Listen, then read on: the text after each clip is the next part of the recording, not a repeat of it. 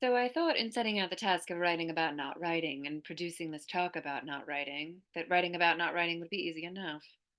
I now know that it's perhaps far easier to not write about not writing than it is to write about it. Because in writing about not writing here, I spent a lot of time not writing. Fear not, for I believe that even within all that not writing, there's an interesting place for us to go. Because as I was not writing, I was reading. Rereading, in fact. Lisa Cohen's brilliant book, All We Know Three Lives, which is a triptych biography that also, as biographies can do, reflects on the act and craft of biography itself. Metabiography, as we call it in academia, a term I think that rather sells the project of such biographies short, for reasons I'm honestly not entirely sure of, and so will not go into here. But then maybe it makes sense that I would think that, given I'm writing about not writing, which is also meta. Maybe it's that to me the self referentialness to which meta refers is so often culturally deemed indulgent or cheeky, whereas I see it as fundamental to the craft of biography. I'm currently not writing about Christa McAuliffe. I'm not writing about how she wasn't writing the journal she pitched to NASA as part of her application to the Teacher in Space program in the mid 1980s. McAuliffe won, chosen from a batch of over 11,000 applicants, and according to NASA's comms people who talked to the press, her, quote, space journal was a big thing that set her application apart. The project I'm working on about Christa McAuliffe is much bigger than her space journal, though. This work is an effort to explore possible answers to that question that beguiles all biographers. Who was she? But it's also an effort through biographical creative nonfiction to explore how lives are written and how the life of an educator might be portrayed, so that the portrayal captures some of the messy beauty of the relationships we build in our classrooms and the lived texture of a teaching life. It's about childhood trauma, the emotional lives of children, and personal, collective, and parasocial grief. It's also about how the story of one life is the story of many other lives, while also being a story of stories and memories and time. That's a lot, and I'm not going to do that in the next 30 minutes. So, in the time we have together this evening, I want to focus on this one aspect of this story, Christa McAuliffe's not writing of the journal she promised NASA. I will use that story of Christa McAuliffe's unwritten space journal in conversation with Lisa Cohen's reflections on biographical writing and biography's failures and all we know, as well as my own experiences of not writing this talk. First, though, I need to do two things. One, define not writing, and two, introduce you to Christa McAuliffe. I'm guessing that not writing is an intellectual, emotional, physiological condition that we may all have in common, since writing is typically a part of academia, and not writing is a part of writing, a feature, not a bug. Though our individual experiences of not writing, while involving some commonalities, may differ in texture, while also being rooted in time, space, location, etc. Here's a paragraph I wrote last summer while in Morocco about the not writing I was doing then.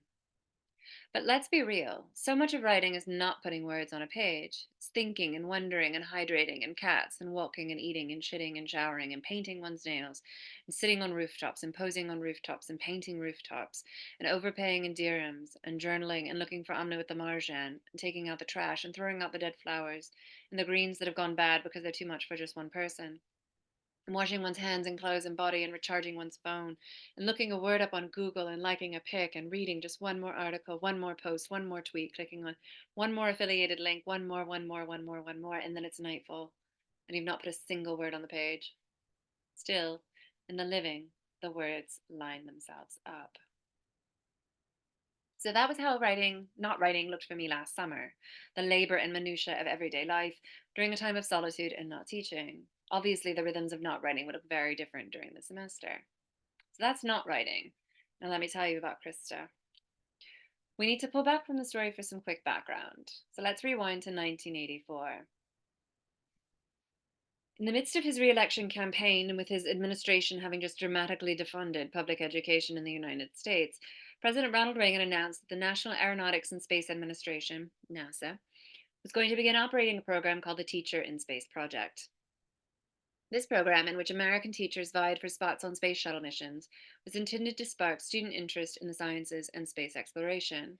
It was also the first time that a civilian would be sent to space. The first winner was announced in July 1985. Her name was Christa McAuliffe, a 37-year-old high school social studies teacher from Concord, New Hampshire. McAuliffe was scheduled to fly aboard Challenger in January 1986. On 28th January 1986, Challenger exploded 73 seconds after liftoff, and all of the crew members, including the teacher in space, were killed. This is a story about which many Americans alive may have vivid memories, having seen replayed footage of the explosion on TV for days at the time. But the disaster uniquely affected educators and school aged children, many of whom had spent months working through space themed curriculum, sent questions to the teacher in space, were looking forward to watching her 2 lessons from orbit, counted down with their classmates as they watched the shuttle lift off at school on a special live feed set up by NASA, and witnessed its implosion as it occurred. For many of those children, this quote unquote major malfunction was a significant trauma. And yet, beyond her association with the Challenger disaster, the story of McCullough's life is not particularly well known now. My work, still in its nascent stages, aims to correct that in ways that I'm not yet quite sure of. I'm especially interested in what I'm calling McCullough's teaching life, because as a teacher myself, I'm aware of how much of my life my teaching takes up, and I wonder how we might account for that in biographical writing.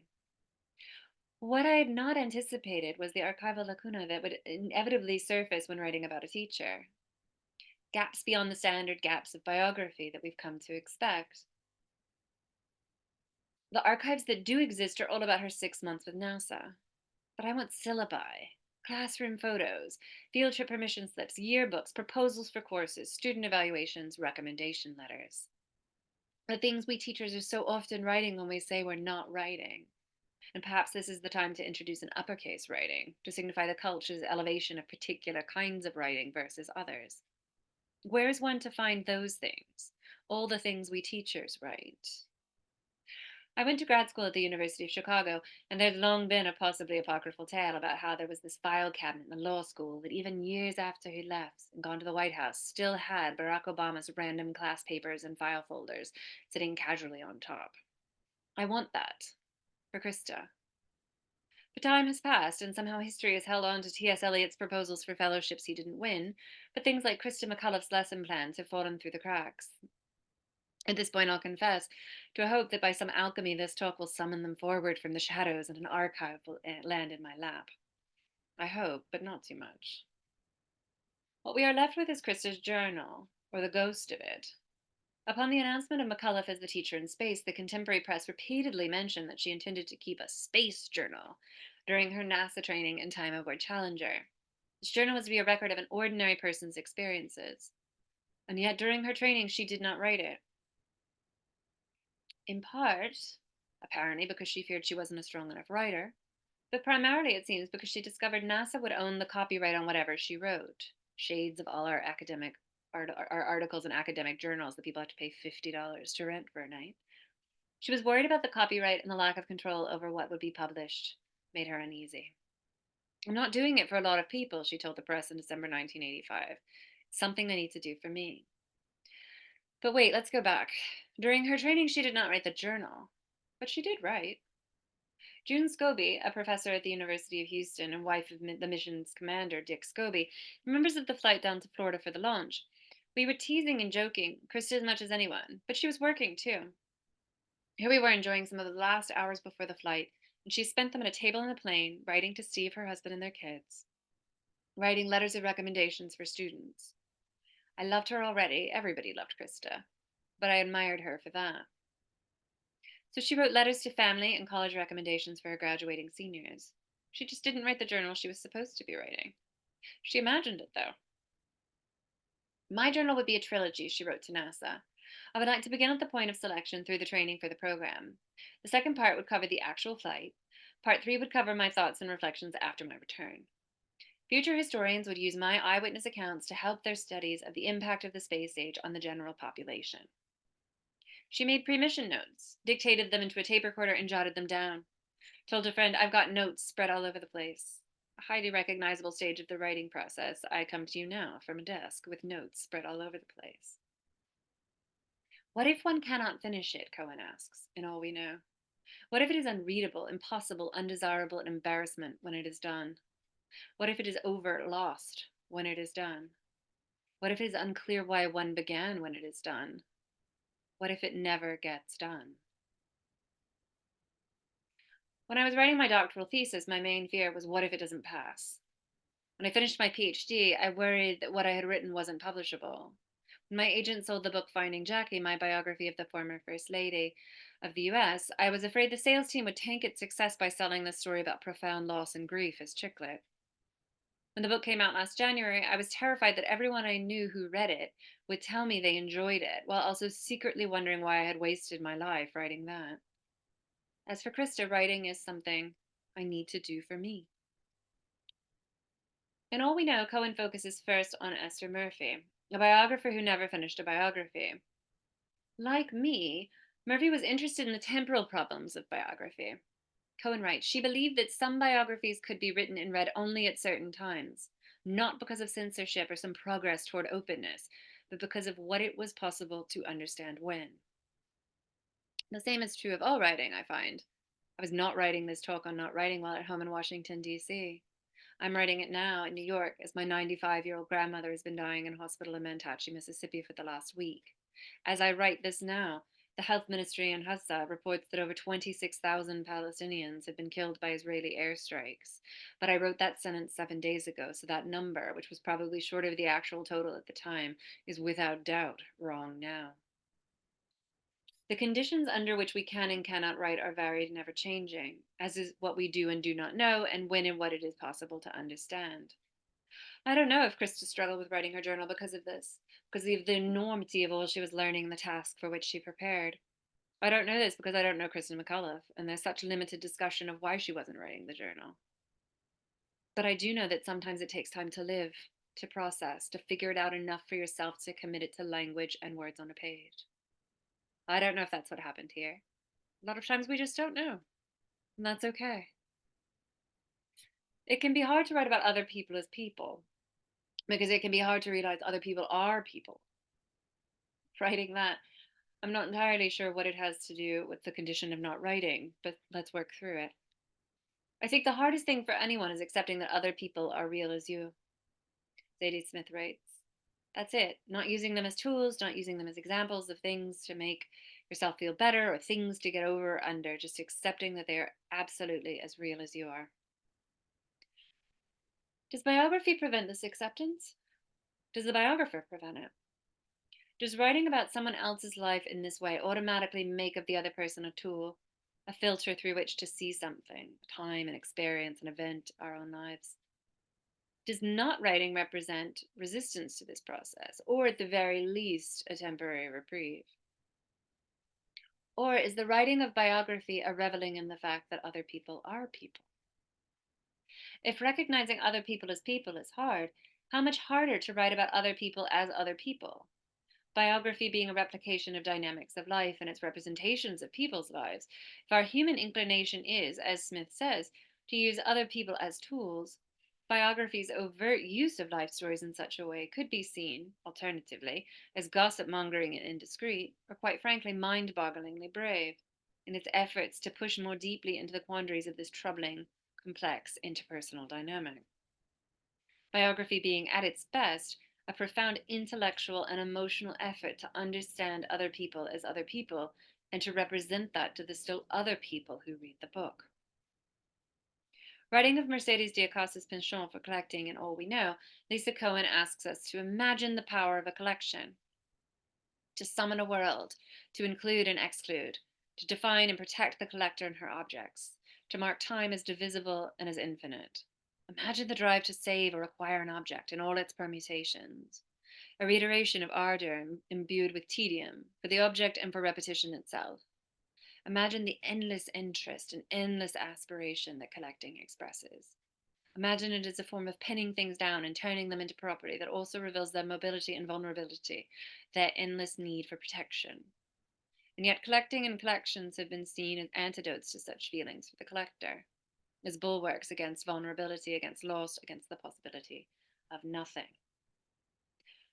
Cohen's talking about collectors here, but sounds a lot like a biographer to me. After all, what is a biography but a collection of stories? The biographer Stacey Swift once said that, with the exception of the National Spy Services, nobody cares about another person as much as that biographer. In her work on gossip, Patricia Meyer Spacks wonders if perhaps the urge to participate in gossip comes from knowledge of the impossibility of knowing, so that we continue to talk about others precisely because we cannot fully understand them, defying possibility. She goes on to observe that the pleasure of biography involves delight in the process of finding out, a process bearing striking resemblance to that of gossip. So we have biography as defying possibility, and biography is antidote to the possibility of nothing. In his work on privacy, the psychotherapist academic Josh Cohen argues that it is our lack of knowledge of ourselves which fuels the longing to know more about others, the zones of obscurity within us where knowledge fails to reach, which are in turn sources of fear and contempt, demanding no less than elimination. I would argue that these zones of obscurity fuel our interest in reading about and learning about and talking about and writing about others. But if Ralph Waldo Emerson's comment about biography being more about the biographer is accurate, then in the writing of biography, the biographer is engaged in an act of and the creation of a work of art that works to locate and collect knowledge of both someone else and oneself, while simultaneously testing and acknowledging the limitations of that knowledge. Writing a biography is therefore an act of intellectual curiosity and human courage. I would think this, though. I'm a biographer. I want us to come out of this in a good light. For work involving a whole cast of characters, writing biography can be quite lonely. Marguerite Duras thought this a necessity of writing. The person who writes books must always be enveloped by a separation from others, she wrote. A conclusion I can only agree with, as it took 5 weeks of solitude in Morocco to locate the language in which this book about Christa McAuliffe should be written. Christa was probably seldom alone during those 6 months she worked for NASA, so chock full of trainings and press appearances were her schedule. Imagine even trying to figure out how you feel amidst all that, much less write, much less write for the historical record and public consumption.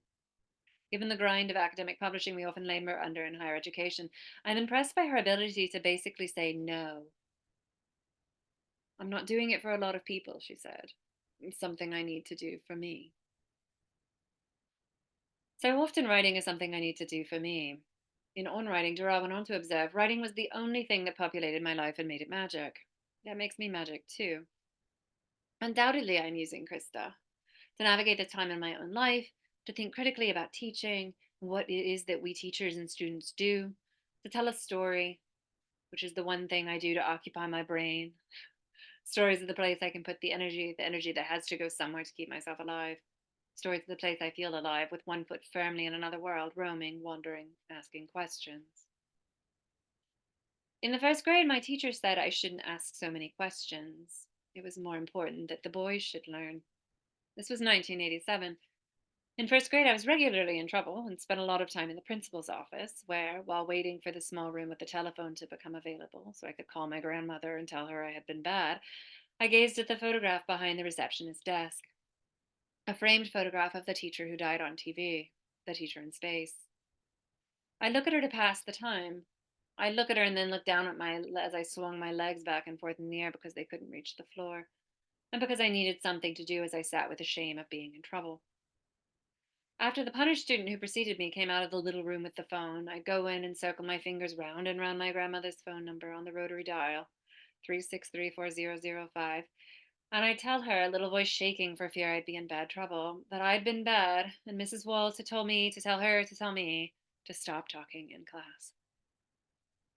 And Burville, my iconic grandmother, would say something like, "It's okay, Caroline. Just try to talk a little less for now, and after school you can talk all you want with me." Burville died while I was writing this talk on January 28th, also the 38th anniversary of the explosion of Challenger and Krista's death. In some ways, Burville's dying precipitated the actual writing of this talk, the way it looks now, the commitment of it to the page, and her presence in it at all. My grandmother was 95 years old. She was the first member of our family to attend college. Her chocolate fudge was legendary. Her favorite color was blue. If offered a seat on the space shuttle, she said she'd take it without hesitation. Last October, I dreamed of Krista. It's the first and only dream I've had of her so far. Though she appeared in my dream, I'm under no illusions that this is a project Christa McAuliffe would wholeheartedly endorse. But I like to imagine she would recognize the value, the use of energies, the homage to teaching, and the intrusion of lived experience. I would like to believe at the very least that this project aligns with her teaching philosophy, because writing is teaching too. Most often, I write about stories of stories. And the thing about stories is that there are always more stories to tell. Krista knew this, and she had a keen awareness of the stories history left out. Shortly after she was announced as the teacher of space in July of 1985, she told an interviewer, "When I was teaching American history, I was always concerned that the military, political, and economic history was in the textbooks. But we never found out what happened to the ordinary person, because social history is not there." How to write the process of living as it is lived. History often doesn't. Amid the great torrents of an era, one's own memories are often treated as superfluous foams, tides, and noise that the era wipes out or carelessly throws aside, silencing them in voices and in words as if they never existed. The novelist Jan Lianke observed this in March 2020 in his first online lecture to his graduate creative writing class, the start of the COVID-19 pandemic. "Alas, with the passing of an era, everything fades into oblivion. Flesh and blood, body and soul are gone," he went on to say. "All is well, and the little fulcrum of truth that could lift the world is lost." Kristen knew this too. She recalled how once, in her women's history course at Concord High, a student raised his hand and said he'd always wondered what women were doing in the era they were studying, but the history books never said. And this little piece, she tells the interviewer, this piece of what an ordinary person was doing, what a teenager was doing back in the 1920s, what women were doing during the Revolutionary War, I feel is a real important part of history, not only as a woman, but as a person, an ordinary person who feels I live history every day. The superfluous foams and tides and noise, they're essential. The story and its truth cannot exist without them. Krista also knew this. It's why in her classes she emphasized the importance of journals, assigning her students to write their own and to read those of others. To understand history, she felt you had to be there, in the hearts and heads of those who actually had been there. Ordinary people, like you and me and her, living their lives in history as it breaks and sweeps and flows around them. As Lisa Cohen writes of Esther Murphy's inability to write a biography, she failed at the genre or it failed her. But every biography is a disappointment of some kind, premised on unbearable impasses and opacities, on the impossibility of bringing someone back to life, and on the paradoxes of representing, inhabiting, and balancing the past and the present. All of these failures make history as we know it and refuse to know it. I want to end with a short list of things I know. Krista was always late. I'm always early because I hate to have people waiting on me. It makes me feel rushed, wrong somehow. But I respect those who are reliably late because apparently I value reliability more than punctuality. Krista's hair wasn't fully dry in second period. Her students remember this. She arrives in the classroom, I imagine, like so many of my own teachers did, shortly before the bell rings, if not slightly after, balancing folders and a cup of coffee in her arms, a bag or two, curls bouncing, a smile on her face, moving urgently, but somehow also not rushed, unworried. This is her class. She knows they'll wait for her. Krista wore a strapless gown to a high school dance. In her biography of her daughter, Krista's mother reassures us that Krista was no rebel. Then Grace Corrigan goes on to say that her daughter didn't hesitate to ignore convention when she believed it was warranted. She cites the strapless dress as an example of this. Her mother tells us that Krista's strapless dress was the first strapless gown ever seen at a Marion High School dance. I have seen no pictures of the strapless dress, but I love this for her. Superfluous foams, tides, and noise, fulcrums of truth, ourselves, other people, and all we know. In the not writing, there is value, and in the collection of stories, there is truth. This is what I know. Thank you for your time.